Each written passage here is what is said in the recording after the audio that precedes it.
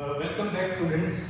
Last class में हम लोगों ने मोशन चैप्टर शुरू कर दिया था और उस चैप्टर में हमने स्टार्टिंग में थोड़ा सा डिस्कशन किया था कि जो हम फिजिक्स जो सब्जेक्ट पढ़ रहे हैं उसका जो डोमेन है वो किस टाइप के टॉपिक्स आप उसमें पढ़ेंगे, इस बारे में डिस्कशन किया था कि हम लोग नेचुरल फिनोमेना की स्टडी करते हैं, उसके एग्जाम्पल्स भी हमने देखे थे।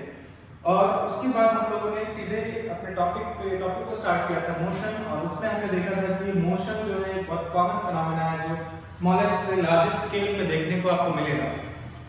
उसके बाद हमने कुछ एग्जांपल्स देखे थे कहाँ कहाँ आप ऑब्जेक्ट के मोशन को देख सकते हैं, कहाँ कहाँ आपको ऑब्जेक्ट मोशन में दिखाई देंगे, और उन एग्जांपल्स के बाद आपको क्लैरिटी मिला होगा कि हम लोग किस टाइप की चीज़ के बारे में पढ़ रहे हैं, जो कि हमको एटम्स से लेके लार्ज स्केल पे यूनिवर्स में, गैलेक्सीज में, सोलर सिस्टम्स में, स्टार सिस्टम्स में देखने को मिलता है फिनोमेना, जिसको हम लोग मोशन बोलते हैं। और याद है कि आप अर्थ पे ही बहुत ही कॉमनली मोशन को ऑब्जर्व कर सकते हैं। अगर हम ऐसे, उसके बाद जो हमारा जो नेक्स्ट टॉपिक था, जो लास्ट लेक्चर था, उसमें हमने देखा था कि रेस्ट एंड मोशन जो ऐसे टर्म्स हैं जो कि थोड़े से रिलेटिव टर्म्स हैं। रिलेटिव का टर्म का मतलब मैंने आपको वहाँ पर समझाया था। और फिर रेस्ट एंड मोशन को एग्जैक्टली डिफाइन करने के लिए हमने एक और चीज डिस्कस की थी, एक नई टर्म देखी थी जिसको हम बोलते हैं पोजीशन ऑफ ऑब्जेक्ट। और हमने देखा था किसी भी ऑब्जेक्ट की पोजीशन बताने के लिए आपको distance from a reference point चाहिए इन अ पर्टिकुलर डायरेक्शन चाहिए, जिसकी हेल्प से आप किसी भी ऑब्जेक्ट की एग्जैक्ट पोजीशन बता सकते हैं। और अगर ऑब्जेक्ट की position with respect to the reference point time के साथ चेंज होती है तो हम बोलेंगे कि ऑब्जेक्ट जो है वो मोशन में है। और जो दूसरा केस है जिसमें ऑब्जेक्ट की position with respect to reference point with time change नहीं होती है तो हम बोलेंगे ऑब्जेक्ट जो है हमारा रेस्ट में। इस तरीके से हम एग्जैक्टली डिफाइन कर सकते हैं कि रेस्ट और मोशन क्या होता है, और इस वजह से जो हमारा रेफरेंस पॉइंट है उस पर डिपेंड करता है कि कोई ऑब्जेक्ट हमें मोशन में दिखाई देगा कि रेस्ट में दिखाई देगा। उसके बाद जब हमने मोशन के केस के एग्जांपल्स दिए थे, तो अगर आप एक बार मोशन पे फोकस करते हैं ऑब्जेक्ट्स के, या सोचते हैं थोड़ा सा ऑब्जेक्ट्स जो मोशन में हैं उनको, तो आपको देखने में लगेगा मोशन काफी कॉम्प्लेक्स है। एक्चुअल में काफी कॉम्प्लेक्स फिनोमेना है, बट मोशन को स्टडी करने के लिए, इजीली सिंप्लीफाई करने के लिए हम लोग क्या कर सकते हैं, मोशन को जो आपके अराउंड जितने डिफरेंट टाइप के मोशन देखने को मिलते हैं ऑब्जेक्ट्स के, उनको आप फंडामेंटली 3 कैटेगरीज में डिवाइड कर सकते हैं, 3 कैटेगरीज में डाल सकते हैं, किसी भी तीनों में से किसी एक कैटेगरी में या फिर एक कॉम्बिनेशन में डाल सकते हैं। और इन्हीं को हम लोग बोल रहे हैं फंडामेंटल टाइप्स ऑफ मोशन, कि ऑब्जेक्ट जो है फंडामेंटली कितने टाइप के मोशन कर सकते हैं।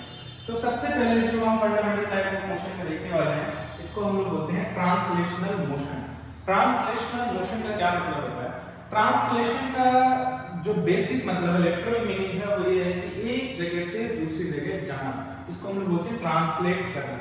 तो अगर ऑब्जेक्ट जो है वो होल बॉडी, जो भी ऑब्जेक्ट्स हैं, कंप्लीट बॉडी है, जैसे कि व्हीकल्स हो गए, या हम खुद पर्सन्स हैं, एनिमल्स हैं, या कोई और ऑब्जेक्ट है, बॉक्स जिसको हिट किया गया जो कि मूव कर रहा है, जब कोई ऑब्जेक्ट या बॉडी एक लोकेशन से दूसरे लोकेशन जाती है तो हम बोलेंगे वो ट्रांसलेट कर रही है, या फिर हम लोग बोलेंगे वो ट्रांसलेशनल मोशन कर रही है।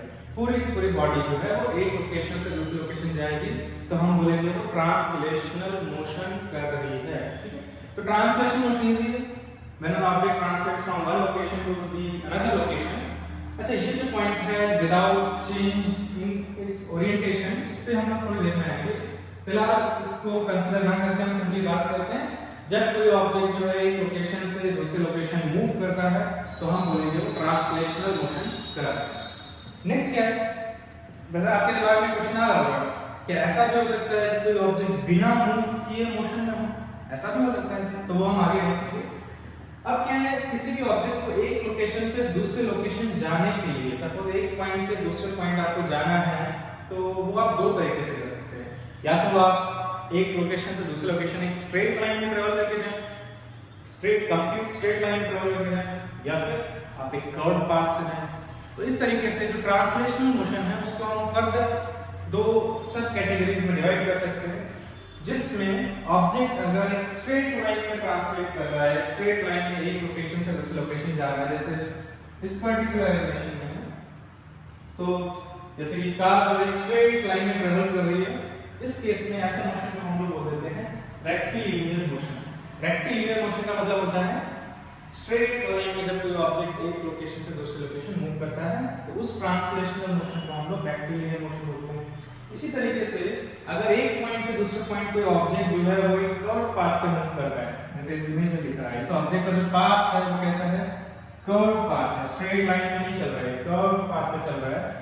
तो इस तरह के मोशन को जिसमें ऑब्जेक्ट जो है ट्रांसलेशनल मोशन हो रहा है, दोनों ही केस में ट्रांसलेशनल मोशन हो रहा है, ऑब्जेक्ट जो है वो एक लोकेशन से दूसरी लोकेशन क्या कर रहा है, शिफ्ट कर रहा है, दोनों ही केस में ट्रांसलेशनल मोशन हो रहा है, बट ये कर्व पाथ पे हो रहा है, तो इसको हम लोग बोल देते हैं कर्वीलिनियर मोशन।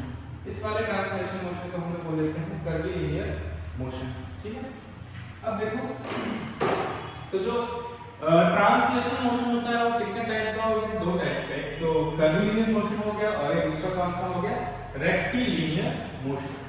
अब जो सेकंड कैटेगरी है, सेकंड कैटेगरी है इसको हम लोग बोलते हैं रोटेशनल मोशन, इसको हम लोग बोलते हैं रोटेशनल मोशन। रोटेशनल मोशन क्या होता है, रोटेशनल मोशन क्या है कि ऑब्जेक्ट जो है एक ही लोकेशन पे होने के बाद भी मोशन हो सकता है, जैसे आपका सीलिंग फैन का मैंने आपको एग्जांपल दिया, तो इस टाइप के मोशन को हम लोग रोटेशनल मोशन बोलते हैं। लेकिन रोटेशनल मोशन में एग्जैक्टली हो क्या है, इसके बारे में हम लोग बात करें। रोटेशनल मोशन में ऑब्जेक्ट का ओरिएंटेशन चेंज होता है। ओरिएंटेशन चेंज होने का मतलब जैसे कि सपोज ये पेन है, इस तरीके से वर्टिकल है, अगर मैं इसको टिल्ट करता हूँ तो इसका orientation with respect to its surrounding change हुआ है, सराउंडिंग के रिस्पेक्ट में, वॉल्स के रिस्पेक्ट में ये उनके पैरेलल था, वर्टिकल था, अभी ये टिल्ट हो गया, अभी वॉल के पैरेलल नहीं रहा, या कोई भी आप रेफरेंस ले सकते हैं। तो सराउंडिंग के रिस्पेक्ट में ऑब्जेक्ट का जो ओरिएंटेशन है वो जब चेंज होता है तो हम बोलेंगे कि वो कैसा मोशन कर रहा है, रोटेशनल मोशन। जैसे कि सपोज मैं इसको ऐसे कर घुमाता हूँ तो आप इसको बोलेंगे रोटेशनल मोशन कर रहा है। क्यों? क्योंकि इस पेन का ओरिएंटेशन चेंज हो रहा है, इसका ये पॉइंट अभी अपर डायरेक्शन में पॉइंट कर रहा है, लेफ्ट में पॉइंट कर रहा है, फिर नीचे पॉइंट कर रहा है, फिर राइट पर पॉइंट कर रहा है, फिर ऊपर पॉइंट कर रहा है। और एग्जांपल देखिए, जैसे फैन के केस में हम लोग क्यों बोल रहे हैं कि वहां पे वो रोटेशनल मोशन है, वहां पे ओरिएंटेशन कहां चेंज हो रहा है। जैसे कि फैन का सपोज हम कोई एक ब्लेड देखते हैं, एक ब्लेड जब वो फैन रेस्ट में था तो इस तरीके से था, और जैसे ही फैन ने मूव करना शुरू किया तो ब्लेड का orientation with respect to the room या सराउंडिंग्स जो है वो क्या हो रहा है, चेंज हो रहा है। क्योंकि इस समय जो पेन है या जो ब्लेड है, सॉरी ब्लेड जो है वो राइट की तरफ पॉइंट कर रहा है, थोड़ी देर बाद ये दूसरे डायरेक्शन में पॉइंट करेगा, फिर किसी और डायरेक्शन में, मतलब इसका ओरिएंटेशन क्या हो रहा है, चेंज हो रहा है। तो जब भी आप ऑब्जेक्ट्स के ओरिएंटेशन के चेंज को देखते हैं तो इसका मतलब ये है कि वहां पर ऑब्जेक्ट का क्या हो रहा है, रोटेशनल मोशन हो रहा है, ये ध्यान रखिए ऑलवेज। अब जैसे कि इस केस में बात करते हैं, ये पेन है, वर्टिकल है इस समय, अगर मैं इसको मूव करके यहाँ लाता हूँ, वापस मूव करके वापस यहाँ लाता हूँ, मूव करके वापस यहाँ लाता हूँ, तो इस केस में इसका ओरिएंटेशन चेंज नहीं हो रहा है, इसीलिए इसे हम रोटेशनल मोशन नहीं कहेंगे। तो ये कौन सा मोशन है? एक्चुअल में ये पार्टिकल जो है ये कर्व पाथ पे मूव कर रहा है। अगर आप सिंपली इस पर फोकस करें तो ये कर्व पाथ पे मूव कर रहा है, तो ये सिंपली एक ट्रांसलेशनल मोशन है जिसमें ऑब्जेक्ट एक लोकेशन से दूसरे लोकेशन में जा रहा है, और इसको हम लोग कर्वीलिनियर मोशन भी बोल सकते हैं, इसको हम लोग कर्वीलिनियर मोशन भी बोल सकते हैं। ठीक है, तो रोटेशनल मोशन क्या होता है? जब कोई ऑब्जेक्ट जो है अपने सराउंडिंग के रिस्पेक्ट में किसी ऑब्जेक्ट का ओरिएंटेशन चेंज होता है, उस केस में हम लोग बोलेंगे कि वो जो ऑब्जेक्ट है वो रोटेशनल मोशन कर रहा है, रोटेशनल मोशन कर रहा है। तो इसके एग्जांपल्स फाइंड करना बहुत इजी है, जैसे कि जो सिंपल टेबल फैन होता है, सीलिंग फैन है, इन सब के केस में जो इनके ब्लेड से इनका ओरिएंटेशन चेंज हो रहा है, जब ये मूव कर रहे हैं, मोशन कर रहे हैं, तो इसका मोशन जो कहलाएगा वो क्या कहलाएगा, रोटेशनल मोशन। क्योंकि ब्लेड जो है पहले इधर पॉइंट कर रहा था, फिर इधर, इस तरीके से कंटिन्यूअसली क्या हो रहा है, शिफ्ट हो रहा है। इसके बाद अगर हम एक और सिंपल एग्जांपल ले तो अर्थ के मोशन के बारे में बात करते हैं। तो जो अर्थ का मोशन है ऑन इट्स एक्सिस, अर्थ जब अपनी एक्सिस के अबाउट रिवॉल्व करता है, रोटेट, इसको हम बोलते हैं रोटेट करता है। क्यों बोलते हैं? क्योंकि जैसे सपोज आप अर्थ को ऑब्जर्व कर रहे हैं यहाँ से, तो आप देख रहे हैं कि इस समय आपको जैसे नॉर्थ अमेरिका दिख रहा था, अभी आपको एशिया एंड अफ्रीका दिख रहा है, फिर north America, Pacific ocean, Asia and America, and that means कि अर्थ का भी ओरिएंटेशन क्या हो रहा है, चेंज हो रहा है आपके इसमें। तो हम बोलेंगे कि अर्थ यहाँ पे जो मोशन कर रहा है वो रोटेशनल मोशन है। रोटेशनल मोशन की खास बात ये होती है कि रोटेशनल मोशन एक इमेजिनरी लाइन के अबाउट होता है, जिसको हम लोग एक्सिस ऑफ रोटेशन बोलते हैं। इसके बारे में जब आप रोटेशन पढ़ेंगे थोड़ा डिटेल में पढ़ेंगे, हम एक्सिस ऑफ रोटेशन एग्जैक्टली कैसे डिफाइन कर सकते हैं। बट आप सिंपली समझेंगे जैसे कि फैन जो है इस तरीके से घूम रहा है, तो ये जो है अगर मैं ये इसका सेंटर है फैन के लिए, यहाँ पे ये सेंटर है, तो ये फैन जो इस एक्सिस के अबाउट इस तरीके से इस लाइन के अबाउट गोल गोल घूम रहा है। तो रोटेशनल मोशन हमेशा जो है वो एक एक्सिस के अबाउट होगा। वैसे ही ये जो अर्थ है इसका ओरिएंटेशन जो है इस एक्सिस के अबाउट चेंज हो रहा है, तो इसको भी हम लोग क्या बोलेंगे, यहाँ पे रोटेशनल मोशन हो रहा है और ये हमारा एक्सिस ऑफ रोटेशन होगा। जो सीलिंग फैन होता है वो इस तरीके से रोटेट करता है, तो सेंटर से जो पास करने वाली इमेजिनरी वर्टिकल लाइन होगी उसको हम लोग बोलेंगे एक्सिस ऑफ रोटेशन, क्योंकि वो इस लाइन के अबाउट रोटेट कर रहा है। ठीक है। तो ये होता है हमारा सेकंड टाइप है, सेकंड कैटेगरी है फंडामेंटल टाइप ऑफ मोशन में, जिसको हम बोल रहे हैं रोटेशनल मोशन। तो रोटेशनल मोशन के काफी सारे एग्जांपल्स मैंने डिस्कस कर लिए। यहाँ पर जैसे कि जो डिस्क है वो भी रोटेट कर रही है, क्योंकि लाइन से आपको इसका आइडिया लग रहा है, इसका भी ओरिएंटेशन चेंज हो रहा है। और इस केस में सपोज ए पर्सन इस व्हील पे बैठा हुआ है जो कि रोटेट कर रहा है, तो व्हील तो रोटेशन कर रहा है। ओके, एक चीज और, रेवोल्यूशन किसको बोलते हैं, कभी आपको कंफ्यूजन हो सकता है। तो रेवोल्यूशन सिंपली क्या है, complete motion in a close path को हम लोग रेवोल्यूशन बोल देते हैं। ये complete motion in a close path को हम लोग रेवोल्यूशन बोल देते हैं, जो कि सर्कुलर मोशन भी हो सकता है, रोटेशनल मोशन भी हो सकता है, ये ध्यान रखिए। ठीक है, आगे चलते हैं। तो फिर थर्ड टाइप क्या है, थर्ड टाइप जो है मोशन का, इसको हम लोग बोलते हैं ऑसिलेटरी मोशन। इसका नाम आपने सुना होगा, कभी कभी इसको वाइब्रेटरी मोशन भी बोलते हैं। ऑसिलेटरी मोशन या वाइब्रेटरी मोशन ट्रांसलेशनल मोशन और रोटेशनल मोशन से डिफरेंट है। और ये कैसे डिफरेंट है उसको हम लोग एक पिक्चर से देखते हैं। असल में ऑसिलेटरी मोशन में क्या होता है, ऑब्जेक्ट जो है वो टू एंड फ्रो मोशन करते हैं। टू एंड फ्रो मोशन का मतलब ये होता है, ऐसा नहीं कि ऑब्जेक्ट जो कंप्लीटली एक लोकेशन से दूसरी लोकेशन शिफ्ट होता ही जा रहा है, और ना ही ऐसा है कि ऑब्जेक्ट जो है वो कंप्लीट रोटेशन कर रहा है। इसमें ऑब्जेक्ट क्या करता है, एक लोकेशन से दूसरे लोकेशन जाके फिर वापस से उसी पाथ से वापस आएगा, फिर आगे जा रहा है, फिर वापस आता है। मतलब कि कभी ऑब्जेक्ट आगे की तरफ जा रहा है, कभी पीछे की तरफ आ रहा है, कभी आगे की तरफ जा रहा है, कभी पीछे की तरफ आ रहा है। मतलब कौन सा मोशन कर रहा है, टू एंड फ्रो मोशन कर रहा है ऑब्जेक्ट जो मोशन कर रहा है वो टू एंड फ्रो मोशन। तो टू एंड फ्रो का मतलब ये होता है फॉरवर्ड डायरेक्शन में, बैकवर्ड डायरेक्शन में, या फिर अपवर्ड डाउनवर्ड डायरेक्शन में बार-बार मोशन रिपीट होना, इसी को हम लोग टू एंड फ्रो मोशन बोलते हैं। और ऐसे मोशन को हम बोलते हैं ऑसिलेटरी मोशन। तो जैसे कि सबसे अच्छा एग्जांपल है, इजी टू अंडरस्टैंड जो है वो क्या है, पेंडुलम। सिंपल पेंडुलम का एग्जांपल है। पेंडुलम बेसिकली क्या होता है कि अगर आप एक स्ट्रिंग लें या रोप लें, उससे आप एक छोटा सा मास अटैच करते हैं जिसको हम लोग बॉब बोलते हैं, उसको हम उस डिवाइस को हम लोग पेंडुलम बोलते हैं। एक क्लॉक्स में यूज किया जाता था और किया जाता है कहीं कहीं। तो पेंडुलम के केस में अगर हम देखें, अगर मैं इसको इनिशियली जो है ये इस तरीके से इस पोजीशन पे रहा होगा, और उसके बाद क्या होगा, उसके बाद जो है इसको एक लोकेशन पे लेकर छोड़ दिया, तो फिर ये आगे जाता है, फिर पीछे आता है, फिर आगे जाता है, फिर पीछे आता है, इस तरीके से मोशन करता है। तो इसको हम लोग बोलेंगे टू एंड फ्रो मोशन कर रहा है। और टू एंड फ्रो मोशन कर रहा है इसका मतलब ऐसे मोशन को हम लोग बोलते हैं ऑसिलेटरी मोशन कर रहा है। तो जिस पोजीशन पे ऑब्जेक्ट पहले से था, स्टार्टिंग से जिस पोजीशन पे था, इस पोजीशन को हम लोग बोलते हैं मीन पोजीशन। मीन पोजीशन मतलब जहां पर ऑब्जेक्ट स्टार्टिंग से पहले पे रखा हुआ था, स्टार्टिंग में जब वो मूव नहीं कर रहा था, उसके बाद जब आप उसको एक पर्टिकुलर लोकेशन तक ले जाते हैं, उसके बाद रिलीज कर देते हैं, तो जिस लोकेशन तक ये मीन पोजीशन से जितना दूर तक, जिस पोजीशन तक ये जाता है, इसको हम लोग एक्सट्रीम पोजीशन बोलते हैं। एक्सट्रीम पोजीशन जो सबसे एक्सट्रीम लाइक वाली पोजीशन ऑब्जेक्ट की, उसको हम लोग एक्सट्रीम पोजीशन बोल रहे हैं। और एक्सट्रीम पोजीशन जो है वहीं तक ऑब्जेक्ट जाएगा, उसके आगे नहीं जाएगा, क्योंकि राइट साइड में तो हम लोग इसको राइट एक्सट्रीम बोल सकते हैं, और इसी तरीके से ये लेफ्ट में भी एक मैक्सिमम डिस्टेंस तक जा रहा है, इसको हम लोग लेफ्ट एक्सट्रीम पोजीशन बोल सकते हैं, लेफ्ट एक्सट्रीम पोजीशन।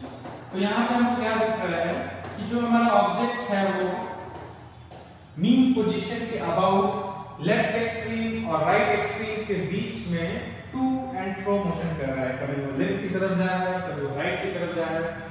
सभी टाइप के ऑसिलेटरी मोशन में ये तीन पोजीशंस होंगी।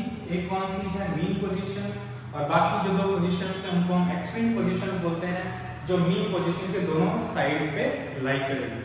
तो ये वाले मोशन का एक एग्जांपल तो पेंडुलम है। इसके अलावा कोई मोशन का पेंडुलम जो है वो बॉक्स में यूज किया जाता है और ऐसे बाकी एक्सपेरिमेंट्स में बहुत जगह यूज किया जाता है। तो बाकी इसके एग्जांपल्स, कोई और एग्जांपल हो सकता है क्या? हो सकता है सपोज आप ऐसा करते हैं, आपके पास एक स्प्रिंग है, स्प्रिंग से आप क्या करते हैं, एक ऑब्जेक्ट को जैसे ब्लॉक जो है अटैच कर दिया आपने। तो आपने स्प्रिंग से ब्लॉक अटैच कर दिया तो शुरू में ब्लॉक किसी एक जगह पे रुका रहेगा और फिर आप उसको थोड़ा सा पुल करें और छोड़ दें तो क्या होगा, इस तरीके से फिर से टू एंड फ्रो मोशन करेगा अपवर्ड डाउनवर्ड डायरेक्शन में। और ये इसकी मीन पोजीशन, इसको हम यहाँ पे बोलेंगे फिर से मीन पोजीशन, जैसे हमने पहले पेंडुलम के केस में डिफाइन किया था, जहाँ पे शुरू में रेस्ट में था और उसके बाद ये कुछ अपनी मैक्सिमम अपवर्ड डायरेक्शन में जो मैक्सिमम डिस्टेंस तक, जिस मैक्सिमम पोजीशन तक जा रहा है, इसको हम लोग एक्सट्रीम पोजीशन बोलेंगे। अपवर्ड एक्सट्रीम पोजीशन है यहाँ पे, अपवर्ड एक्सट्रीम पोजीशन हो गई। और इसी तरीके से डाउनवर्ड्स, डाउन की तरफ भी एक हमारी डाउनवर्ड्स एक्सट्रीम पोजीशन ही होगी, डाउनवर्ड एक्सट्रीम पोजीशन ही होगी। तो इस तरीके से कोई भी ऑसिलेटरी मोशन होगा उसमें तीन पोजीशंस हमेशा होंगी, मीन पोजीशन एंड दो extreme position on both sides of the mean position. अब इसके एग्जांपल्स क्या होंगे? ऑसिलेटरी मोशन आपको कहां देखने को मिलता है? तो ऑसिलेटरी मोशन का एक एग्जांपल है जब बर्ड्स जो है वो विंग्स को फ्लैप करते हैं इस तरीके से, तो वो भी ऑसिलेटरी मोशन है क्योंकि उसमें जो आप फ्लैप विंग्स जो है वो टू एंड फ्रो मोशन कर रहे हैं जिस तरीके से यहाँ पे आपको देखने को मिल रहा है। इसके अलावा अगर आप थोड़ा डिटेल में जानना चाहते हैं, ऐसा लगता है कि ऑसिलेटरी मोशन बहुत कम देखने को मिलेगा, बट होता है क्या है कि जब मैं बोल रहा हूँ, हम साउंड के बारे में जब पढ़ेंगे तो इस बारे में डिस्कशन करेंगे, जब मैं बोल रहा हूँ उस समय जो एयर है उसके पार्टिकल्स भी ऑसिलेशंस कर रहे हैं। वो अलग बात है, हम वो चीज देख नहीं सकते हैं, उसका इफेक्ट फील कर सकते हैं जो कि हमारा सेंसेशन ऑफ साउंड है बाय यूजिंग ईयर्स। तो एयर पार्टिकल्स भी इस तरीके से ऑसिलेट करते हैं जब मैं बोलता हूँ, और ये ऑसिलेशंस जो हैं, ये वाइब्रेशंस जो हैं, धीरे धीरे एयर के थ्रू ट्रैवल करके आपके ईयर्स तक रीच करते हैं। आपका ईयर ड्रम भी फिर बहुत तेजी से ऑसिलेटरी मोशन करता है।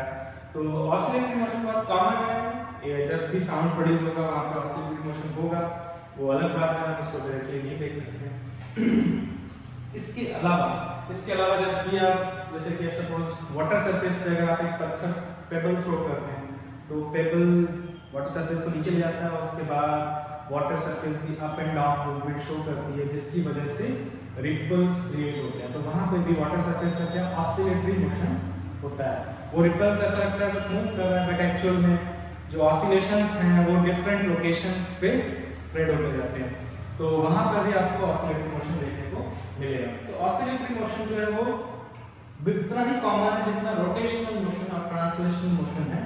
वो अलग बात है कि हम लोग मोस्ट ऑफ द केसेस में जब क्योंकि हम लोग साउंड तो हमेशा आपके ईयर्स को रीच करती रहती है, और साउंड आपके ईयर्स को रीच कैसे करेगी?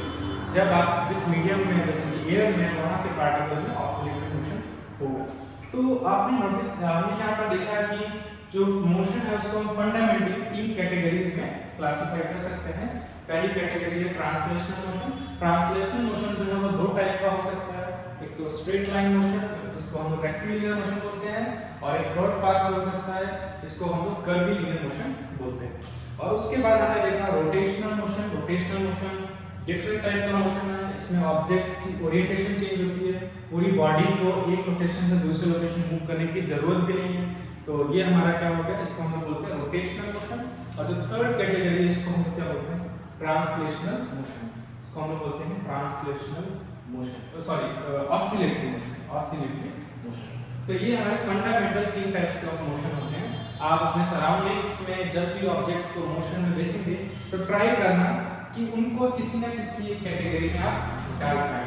थोड़ी देर में हम लोग एक छोटा सा एक्सरसाइज करेंगे जिसमें मैं आपको कुछ सिंपल कंडीशंस दूंगा, सिचुएशंस दूंगा, और आपसे पूछा जाएगा कि आप गेस करो कि कौन सी कैटेगरी ऑफ मोशन में आएगा, मतलब मोशन की किस कैटेगरी में वो पर्टिकुलर केस में लाई करेगा।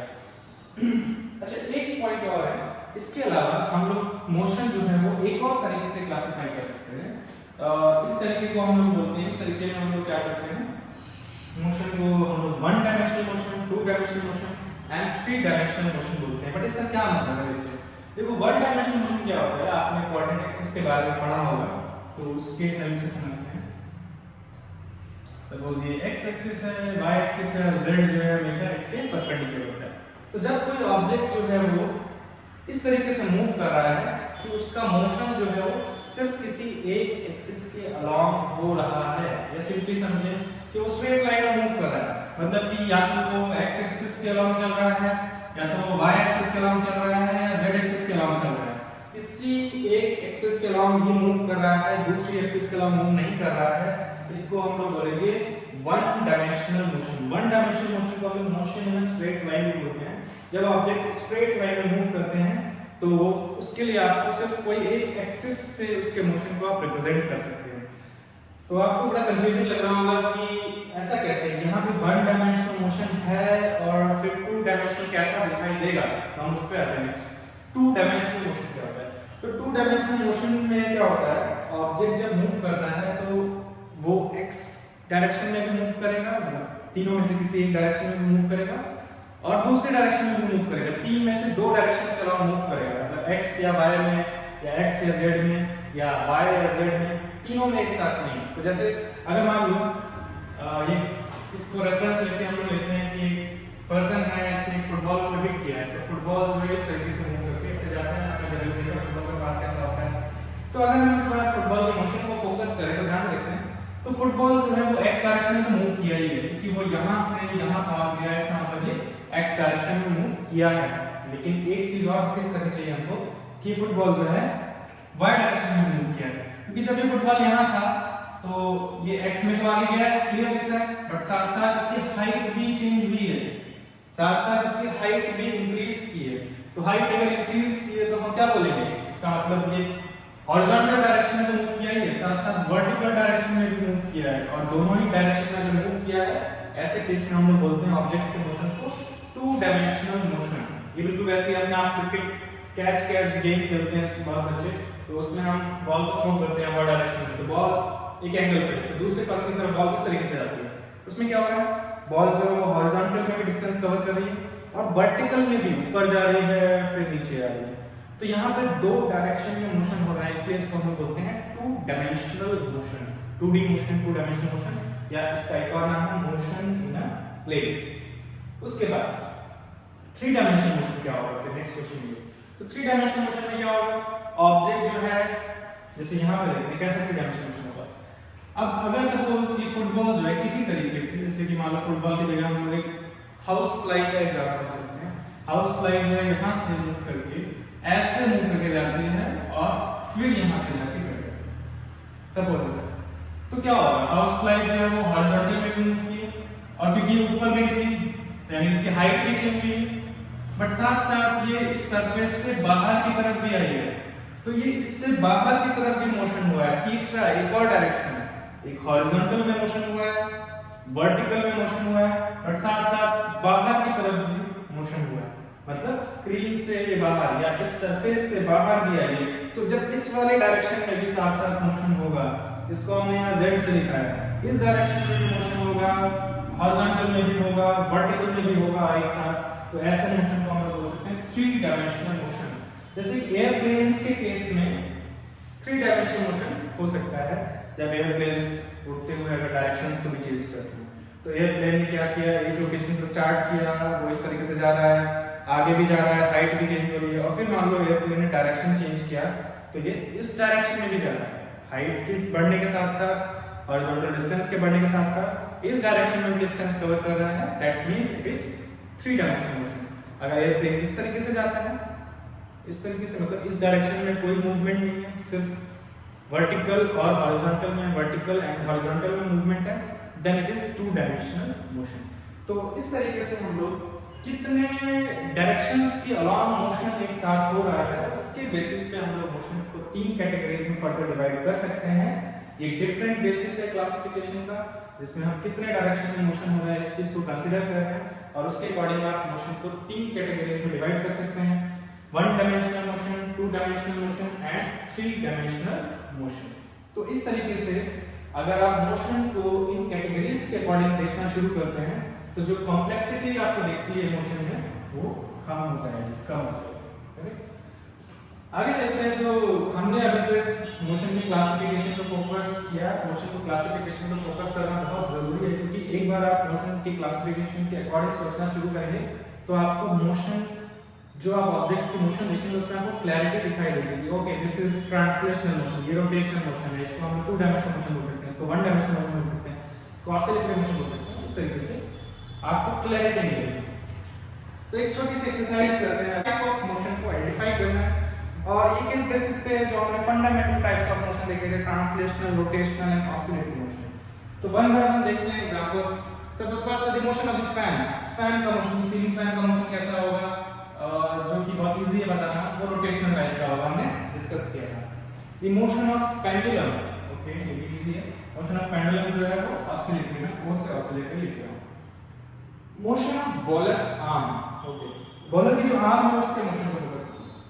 जब बॉलर की आर्म, जो बॉलिंग कर रहा था बॉलर, तो उसकी आर्म जो है वो इस तरीके से मूव करती है।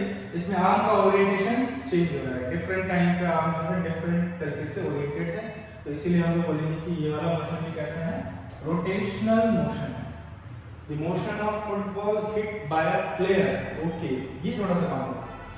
एक फुटबॉल है जिसको एक प्लेयर ने हिट किया है, फुटबॉल को हिट किया प्लेयर ने, तो इसका मोशन कैसा होगा, तो ध्यान से देखते हैं। सबसे पहले क्योंकि फुटबॉल जो है सिंपली एक लोकेशन से दूसरे लोकेशन जा रहा है, दैट मींस यहाँ पर ट्रांसलेशनल मोशन है। इसके अलावा आपने नोटिस किया होगा जब भी फुटबॉल हिट की जाती है तो कुछ cases, most of the cases में फुटबॉल जो है वो घूमती हुई जाती है इस तरीके से, उसका ओरिएंटेशन भी चेंज होता है, तो इस तरीके से घूमती फुटबॉल जाती है। दैट मींस फुटबॉल के केस में, in general case, translational motion के साथ साथ रोटेशनल मोशन भी होता है। एक और चीज जो यहाँ पे ट्रांसलेशनल मोशन है वो किस टाइप का है, वो डिपेंड करेगा। अगर कोई फुटबॉल प्लेयर जो इसको हिट करता है वो स्ट्रेट लाइन में फुटबॉल जाती है, then it is rectilinear motion. And अगर कर्व पाथ पे फुटबॉल जाती है जैसे कि इस केस में हो रहा है, then it is curvilinear motion. तो दोनों ही केस हो सकते हैं ट्रांसलेशन मोशन के। Then the motion of vehicles on the road. अगर हम व्हीकल्स की मोशन की बात करते हैं तो व्हीकल्स जो है वो स्ट्रेट लाइन में भी ट्रैवल कर सकते हैं, कर्व पाथ पे भी ट्रैवल कर सकते हैं। तो व्हीकल्स का जो मोशन है वो व्हीकल्स रोटेट नहीं करते हैं, तो व्हीकल्स जो है स्ट्रेट लाइन में या फिर कर्व पाथ पे ट्रैवल करते हैं। तो व्हीकल्स का जो मोशन होगा वो कैसा होगा, ट्रांसलेशनल मोशन, एक लोकेशन से दूसरी लोकेशन ट्रांसलेट करते हैं। The motion of wheels of the vehicles. तो अब हम व्हील्स पे फोकस करते हैं। जो व्हीकल्स के व्हील होते हैं, अगर आप नोटिस करें वो इस तरीके से घूमते हैं, जिसको हम रोटेशन बोलेंगे, ओरिएंटेशन चेंज हो रहा है, बट साथ साथ वो व्हीकल्स आगे की तरफ भी जाते हैं, आगे भी बढ़ते हैं। तो ये हमने एक नई चीज देखी कि जहां पर क्या हो रहा है, ऑब्जेक्ट जो है वो रोटेशनल मोशन कर रहा है, बट वो एक लोकेशन से दूसरे लोकेशन भी जा रहा है। तो इसका मतलब यहाँ पर रोटेशनल मोशन के साथ साथ ट्रांसलेटरी मोशन भी हो रहा है। ध्यान रखना, हमने जो 3 फंडामेंटल टाइप्स ऑफ मोशन पढ़े थे, इनके कॉम्बिनेशंस भी मिल सकते हैं हमको हर जगह, अलग अलग जगह पे। तो ये एक वो केस है जहां पर हमको translatory motion and rotatory motion या रोटेशनल मोशन का कॉम्बिनेशन देखने को मिल रहा है। Motion of birds through the sky. जो बर्ड्स हैं वो स्काई के थ्रू स्ट्रेट लाइन में ट्रैवल कर सकती हैं या फिर वो कर्व पाथ पे ट्रैवल कर सकती हैं।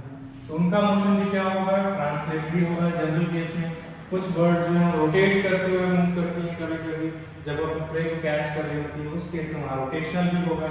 अगर हम लोग फ्लैपिंग ऑफ द विंग को भी कंसीडर करेंगे तो वहाँ पे ऑसिलेटरी मोशन भी होगा। But as a whole bird की जब हम बात कर रहे हैं तो हम उसके बॉडी पार्ट्स के, डिफरेंट बॉडी पार्ट्स के मोशन के बारे में बात नहीं कर रहे। The motion of the wings of the flying bird. तो wings of the flying bird जो है वो ऑसिलेटरी मोशन कर रहा है। ऑसिलेटरी मोशन, ऑसिलेटरी मोशन में जो विंग्स जो है वो फ्लैप करेगा। ये एग्जांपल हमने देखा था थोड़ी देर पहले। उसके बाद the motion of earth around the sun. तो इसको आप सोचेंगे, मैं इसको यहाँ पे नहीं बता रहा। Motion of earth around the sun के बारे में थोड़ा सा सोचना है और फिर डिसाइड करना है। और जो हमारा नेक्स्ट लेक्चर होगा उसमें मैं आपको इसका सिंपल सा आंसर बताऊंगा। और जो भी आपको लगता है आप सोच के देखेंगे कौन कौन से मोशन हो रहे हैं। The motion of door while it is pushed और पुल्ड। ओके, जब आप डोर को पुल करते हैं या फिर पुश करते हैं, इन दैट केस डोर जो है उसका ओरिएंटेशन चेंज होता है। पहले वो सपोज इस तरीके से ओरिएंटेड था, फिर इस तरीके से, तो ओरिएंटेशन चेंज होगा जहाँ पर उस केस में हम बोलेंगे ऑब्जेक्ट जो है वो रोटेशनल मोशन कर रहा है। तो ये भी हमारा किस कैटेगरी में आएगा, रोटेशनल मोशन की कैटेगरी। तो इस तरीके से छोटी सी एक्सरसाइज से आपको अब क्लियर दिखाई देने लगा होगा कि जो मोशन आपको ऑब्जेक्ट्स के बहुत कॉम्प्लेक्स से देखने को लगते थे, एक्चुअल में वो हम सिंप्लीफाई कर सकते हैं इस तरीके से। तो ये था मोशन के बारे में। थोड़ा सा हम लोग नेक्स्ट जो है, क्योंकि अभी तक हम लोग जो है टर्म्स पे नहीं आए हैं जो आप एक्चुअल में पढ़ते हैं डायरेक्टली। यहाँ तक जो हमने चीजें पढ़ी हैं वो आपको मोशन के फिनोमेना में क्लैरिटी लाने के लिए है। वर्ड्स जो सिंपल मीनिंग वर्ड्स उनकी क्लियर मीनिंग आपको पता होना चाहिए, और जो मोशन आपको बहुत कॉम्प्लेक्स सा देखने को लगता है, एक्चुअल में आप अगर एक बार इस क्लासिफिकेशन के अकॉर्डिंग मोशन को देखते हैं तो मोशन आपको काफी सिंप्लीफाइड लगेगा देखने में। तो नेक्स्ट हम लोग क्या देखने वाले हैं, थोड़ा सा हम लोग डिस्कशन करने वाले हैं कि हम लोग ये पर्टिकुलर टॉपिक, ये पर्टिकुलर चैप्टर या मोशन के फिनोमेना को स्टडी क्यों करते हैं, इसके बारे में हमने थोड़ा सा डिस्कशन किया था। यहाँ पर हम लोग उस डिस्कशन को थोड़ा सा आगे ले जाएंगे, थोड़ा डिटेल में चीजें डिस्कस करेंगे कि क्यों हम लोग जो है मोशन के फिनोमेना को स्टडी करते हैं, वो हम देखने वाले हैं कि हम लोग मोशन के फिनोमेना को क्यों स्टडी करते हैं। ठीक है, तो देखते हैं जो मोशन का फिनोमेना है, एक्चुअल में मोशन की स्टडी के बहुत सारे एप्लीकेशंस हैं जो कि हम कुछ इमेजेस के थ्रू यहाँ पे देख रहे हैं। वन बाय वन हम डिफरेंट एप्लीकेशन पे फोकस करेंगे। ये एप्लीकेशन जो इमेजेस हैं किन एप्लीकेशन की तरफ पॉइंट कर रहे हैं, उन एप्लीकेशंस पे हम लोग फोकस करेंगे। तो आपको स्लाइड में लिखा हुआ दिखाई दे रहा है कि हम लोग जो है मोशन इसलिए स्टडी करते हैं, तो जो हमारा मेन होता है, मेन एम होता है behind study of motion is that we want to control the motion. हम लोग मोशन को कंट्रोल करना चाहते हैं, कंट्रोल्ड मोशन ऑब्टेन करना चाहते हैं, और साथ साथ कंट्रोल्ड मोशन ऑब्टेन करने के साथ साथ हम जो है प्रेडिक्ट करना चाहते हैं मोशन। जैसे आपने न्यूज़ में सुना होगा कि बहुत बार आता है कि इस दिन पे सबसे लॉन्गेस्ट सोलर एक्लिप्स होने वाला है, सबसे लॉन्गेस्ट लूनर एक्लिप्स होने वाला है, इस दिन जो है मून जो है सबसे लार्जेस्ट देखने को मिलेगा, इस पर्टिकुलर टाइम पे जुपिटर जो है इस पर्टिकुलर लोकेशन पे होगा और सबसे ब्राइट दिखाई देगा स्काई में, नाइट स्काई। इस तरह के आपने प्रेडिक्शंस जो हमारे साइंटिस्ट करते हैं वो सुने होंगे। तो उनको कैसे पता कि पर्टिकुलर टाइम में जो पर्टिकुलर ऑब्जेक्ट है वो किस लोकेशन पे होगा, ये कैसे पता उनको? लूनर एक्लिप्स और सोलर एक्लिप्स तो सन, अर्थ और मून के एक पर्टिकुलर पोजीशन से होते हैं। इसका मतलब वो ऑब्जेक्ट्स की पोजीशंस को प्रेडिक्ट कर रहे थे।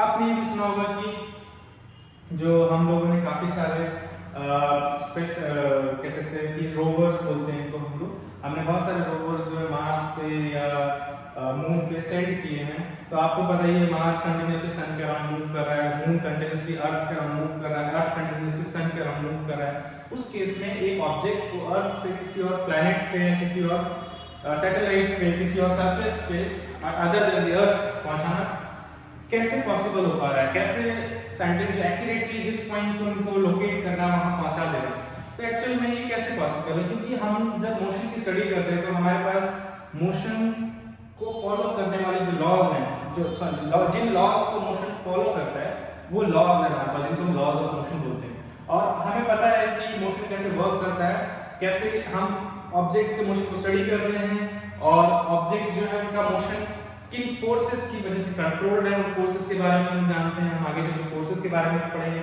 और एक बार आपको इस बारे में पता लग जाता है तो आप कुछ मैथमेटिकल कैलकुलेशंस के थ्रू ये बता सकते हैं कि एक पर्टिकुलर टाइम पे एक पर्टिकुलर ऑब्जेक्ट कितने डिस्टेंस पे होगा। तो एक एम हमारा यही होता है कि हम लोग जो है मोशन को प्रेडिक्ट करना चाहते हैं, ऑब्जेक्ट के मोशन को प्रेडिक्ट करना चाहते हैं, जो काफी टाइम हमारे काफी केसेस में हमारे बहुत यूजफुल होता है। जैसे कि सपोज कल को आफ्टर सम इयर्स 20-30 इयर्स हम ये प्रेडिक्ट कर सकते हैं कि एक पर्टिकुलर मीटियोराइट, कौन सा मीटियोराइट जो कि स्पेस में है, किस पर्टिकुलर टाइम पे, किस डेट पे हमारे अर्थ को स्ट्राइक करेगा। इससे हम लोग पहले से रेडी रह सकते हैं इस तरह की जो प्रॉब्लम्स हैं उनसे बचने के लिए।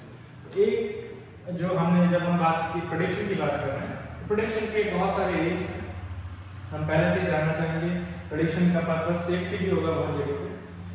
नेक्स्ट क्या है, तो जैसे आप यहाँ पे देख रहे हैं इमेजेस पे अगर हम अकॉर्डिंग चलते हैं तो सबसे पहले वहाँ पे आपको एक रॉकेट दिख रहा होगा। रॉकेट की जो एक कंट्रोल्ड मोशन के थ्रू हम लोग एक पर्टिकुलर ऑर्बिट में सैटेलाइट को सेंड करने के लिए या कुछ और ऑब्जेक्ट जो है स्पेस के स्टेशन तक सेंड करने के लिए हम लोग रॉकेट्स यूज करते हैं। तो उनके मोशन को मतलब हमें कितना फ्यूल चाहिए, कितना फोर्स होना चाहिए, कितना प्रेशर होना चाहिए, कितने एंगल पे कहाँ जाके इसको टिल्ट करना है, कितना इसका स्पीड होना चाहिए, ये सब चीज़ें कैलकुलेट की जाती हैं। और इन सब को कैसे कैलकुलेट किया जाता है, इस सब के बारे में हम लोग मोशन पढ़ेंगे। और जब आप एक बार समझ जाते हैं कि किस तरह से वर्क करता है फोर्स, किस तरीके से ऑब्जेक्ट्स के मोशन वर्क करते हैं, तो आप उनके मोशन को कंट्रोल कर सकते हैं, उनको कहीं भी ले जा सकते हैं। जैसे व्हीकल्स भी उसी कैटेगरी में आएंगे।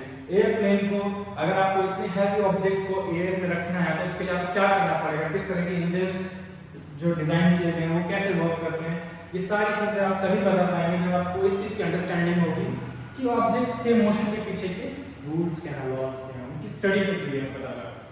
इसी के अकॉर्डिंग जैसे कि हम इतनी हाई स्पीड व्हीकल्स डिजाइन कर सकते हैं जो हाई स्पीड्स पे कंट्रोल तरीके से पैसेंजर को एक लोकेशन से दूसरी लोकेशन ले जा सकते हैं। उनकी स्पीड को इंक्रीज करने के लिए सिस्टम्स बनाना, उनकी स्पीड को डिक्रीज करने के लिए कंट्रोल रखना, इस तरह की चीज़ें तभी पॉसिबल होंगी जब हमें ऑब्जेक्ट्स के मोशन के पीछे के रूल्स का आइडिया होगा।